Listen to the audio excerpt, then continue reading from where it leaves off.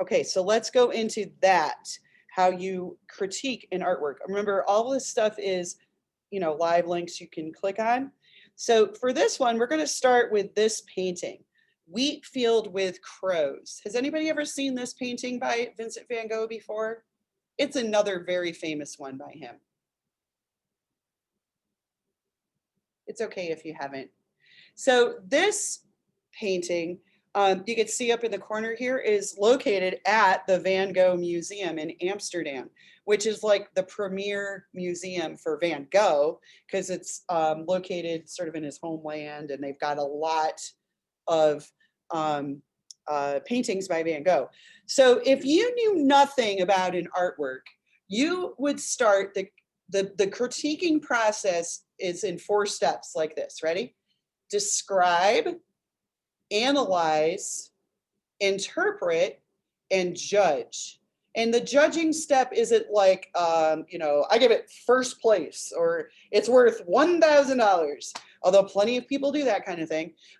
In the process of critiquing, you're talking about, how successful it is or what you take from it, or did it succeed in communicating? Okay, so describe, analyze, interpret, and judge. So you can look at an artwork with no background information or knowledge of any kind and go through the critiquing process. All right. Luckily, because this is provided to us by the Van Gogh Museum, and we have all those letters from Van Gogh to his brother Theo, we actually know kind of some things about this painting. But before we do that, take a look at this painting. Anybody want to give just like a first impression? Like, how does this painting come off, or what's the overriding feeling, or how does it make you feel or react? Anybody want to throw something out there?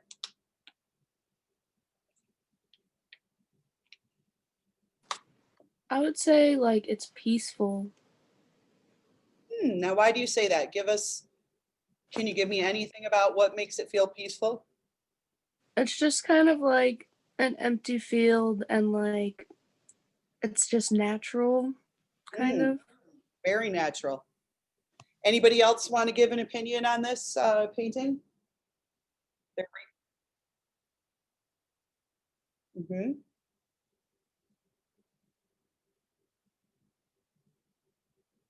Who else would like to weigh in?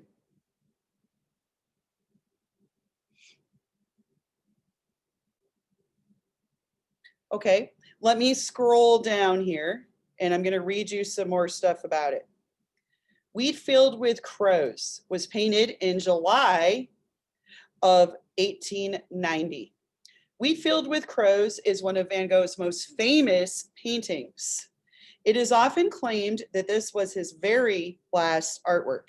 The menacing sky, the crows, and the dead-end path are said to refer to the end of his life approaching. But that is just a persistent myth. In fact, he made several other works after this one. Van Gogh did want his wheat fields under stormy skies to express sadness and extreme loneliness. But at the same time, he wanted to show what he considered healthy and fortifying about the countryside. Van Gogh used powerful color combinations in painting this painting. In this painting, sorry. The blue sky contrasts with the yellow-orange wheat, while the red of the path is intensified by the green bands of grass. So yeah, it is very peaceful to the point where, like, maybe when you're looking at it, you're like, boy, it's kind of lonely. It's so quiet, right? So when we look at this, and now with a little more background knowledge, you can maybe be aware that this wasn't his last painting, but it was near the end of his life. And he expressed that it had maybe 2 things going on in it. He had that love for his countryside and his country and the people that were hard workers. And he saw a lot of value in the richness of the land. But this painting was about loneliness and sadness. And how's he communicating that? Anybody have any ideas? Or catch how he was communicating loneliness and sadness? With there being literally nothing there besides like not weeds, like grass or whatever. Yeah. Now, Those are crows, obviously, we filled with crows. And crows, like this was the before 1900, but in the last century and then now this century, there are kind of a lot of crows or ravens used in literature, movies, songs, other artworks. What do they usually represent as a symbol? What are crows usually associated with? What kinds of feelings or things? Anybody know? Are they like the bringers of joy? You ever heard the Raven poem by, No, I'm sorry, go ahead. I would say that crows normally represent like bad feelings or like bad memories. Yeah. Sometimes they represent, like literally they represent death or bad omens, like you said. They're generally not considered good, generally. So the presence of those in here is pretty ominous. Okay. So when you know stuff, you can draw a lot from it. If you didn't know, like Mary Carroll was brave enough to give us her opinion just based on looking at it. And she was like, boy, it's really kind of empty and peaceful. Because she was maybe relating to the openness and the warmth of the yellow. But then when knowing a little more, you can kind of say, well, yeah, it's like just really quiet and empty, like in a way that maybe could be a little creepy. Yeah. So I'm going to tell you some disturbing, the end of the story here. It's not happy. Okay. So just be ready. So remember, I said that they thought that Vincent van Gogh may have had epilepsy, but they weren't really sure because think about the time period here. Medicine and especially mental health in particular was not it wasn't in its A game right then, right? People were not equipped and medical knowledge hadn't progressed to know how to help people at that point, or even necessarily what was wrong with them. So we're pretty sure that he had bouts of depression. He could have been suffering from something like bipolar or borderline personality disorder. And then, of course, they think he might have had epilepsy that affected him. So he was in and out of mental hospitals most of his life, and he suffered from that. Also, people, artists in that time period as a community, they did things like drink absinthe, which was a alcohol adjacent sort of drink, but it was like pretty toxic. And then they also did this thing where they would like hold paintbrushes in their mouth or lick them to make the ends pointy. And paint was toxic then. It wasn't like today where we make it all safe. So there were a lot of contributing factors, probably. Also throw in there that he was a failure his whole life, at least, well, not entirely in his own mind, he really was. So there were a lot of things that influenced, the path of his life. He did end up shooting himself in the stomach with a long-barreled shotgun in a wheat field, which is not a great choice because it took him 3 days to die and it was very painful. So we know a lot about the choices and the things surrounding this time period from those letters that he sent to his brother. Okay, what questions do you have about that painting? I'm going to go into the critique right now if you don't have any. Okay, so when you're going to get a chance to do this if you choose by going through the Schoology assignment. You're going to get a sheet that looks just like this, only it has a drawing on there instead of this artwork. Okay, so it says when you go to critique, I want to clarify really quick. When you go to critique an artwork, you do not have to use a form like this, but we are to get us started because I think it's a really nice little like guided thing. Remember the steps are describe, analyze, interpret, and judge. Okay, so when I'm looking at the steps here, you're just going to start right out at the top with really helpful information like the title of the work. So when I start this, I'm really going to be paying attention. Oh, that's annoying. Hold up.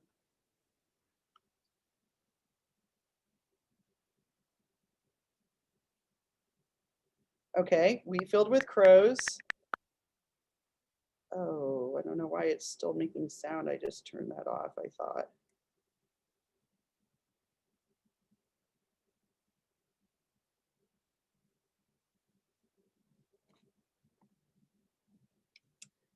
Well, sorry guys.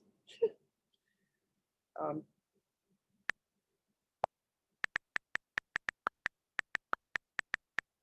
I didn't have any sound before. What is that? Oh, I wonder if my sound's on here. Hold on, I can fix that. No, my sound is not on. Why is the sound coming out through my iPad?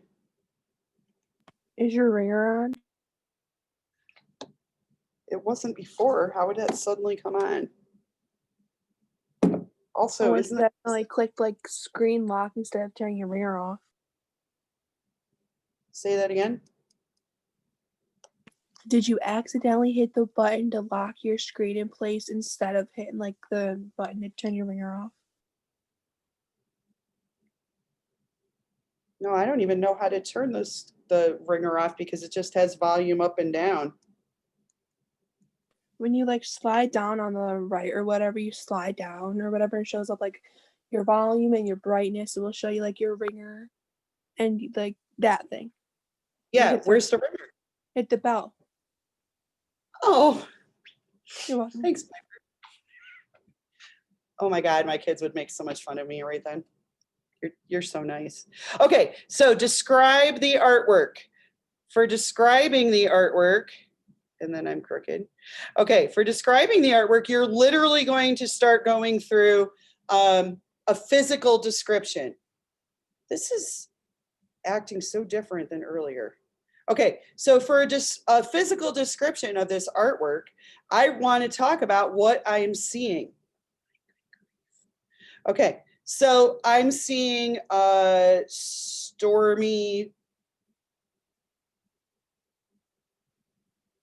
sky, high contrast colors, what was I going to say? Vanishing pathway, ooh, visible brush strokes. And then I'm going to say some things like circling crows, wheat. Let's see what else. What else would be important to put in here is what I'm seeing, because describing, you're literally describing, what you're seeing there. So like a horizontal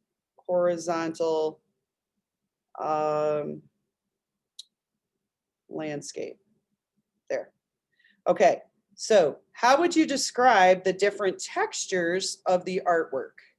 Well, in his approach, there aren't very many smooth areas. So I'm definitely going to say things like rough, aggressive marks, because I feel like that's pretty accurate. Choppy. But they also, the texture follows the direction of the subjects. So what by that, what I mean is, do you see how it's a little hard to see in this low resolution version, but maybe you can remember from before. The wheat follows the path, the directions are following. So it's not like haphazard, it is directional. Rough and aggressive marks.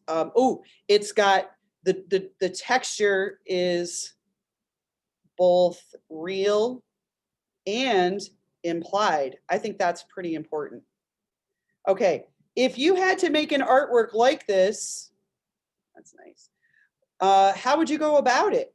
All right, well, one thing that I know is pretty key about Van Gogh is that it seems like he is accessing emotion when he paints. That's one of the reasons that I really like him.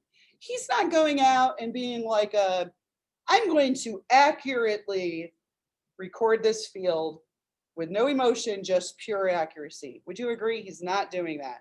So the first thing I would do is choose a place that I could feel emotional about. So I hope you understand what I mean about that, like that. So like he painted things that he could see from where he was, and he painted them with emotion, no matter what the subject matter was. I might listen to music to tap into that. I would use high contrast colors.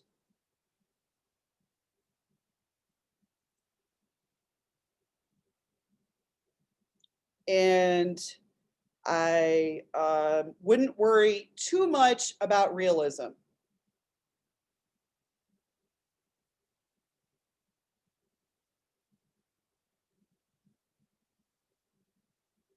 Okay.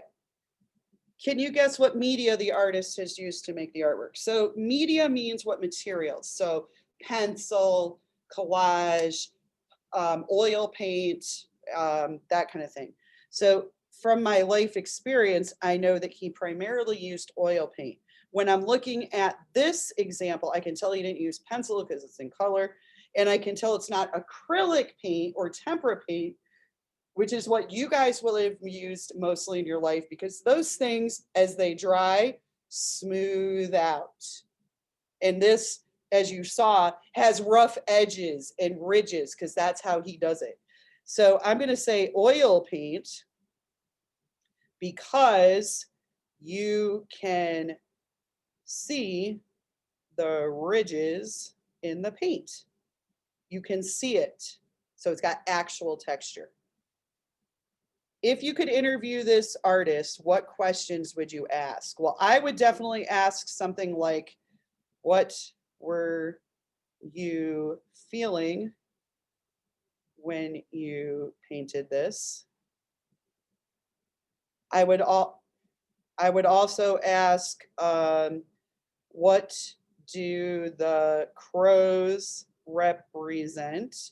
This question's getting at that interpretation. So we went from describing it to analyzing it. What kind of paint did they use, or media? What kind of texture is there? How would I do it? Analyzing. Now interpreting. How are you feeling? What do those crows represent? Oops. Trying to get back here. Why do you exaggerate color?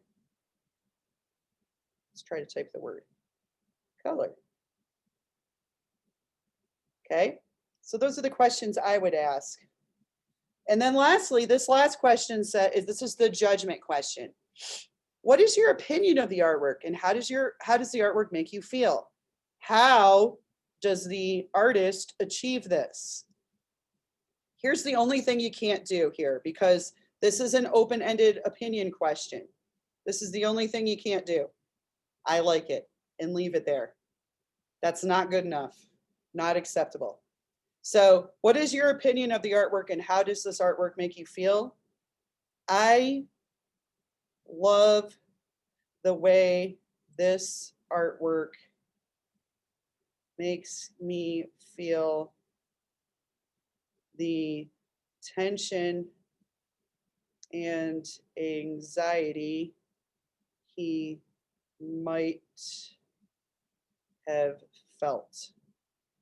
I feel emotion from the dead end path and the beautiful emotional color.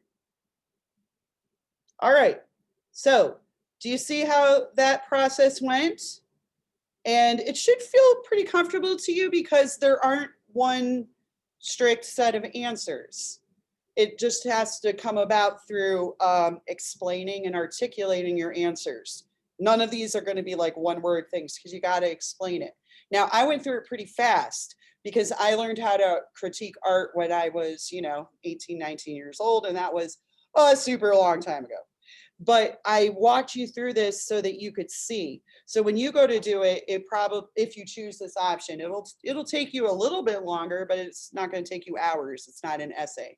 Okay, so I'm going to post this on the front slide there so that you can access it.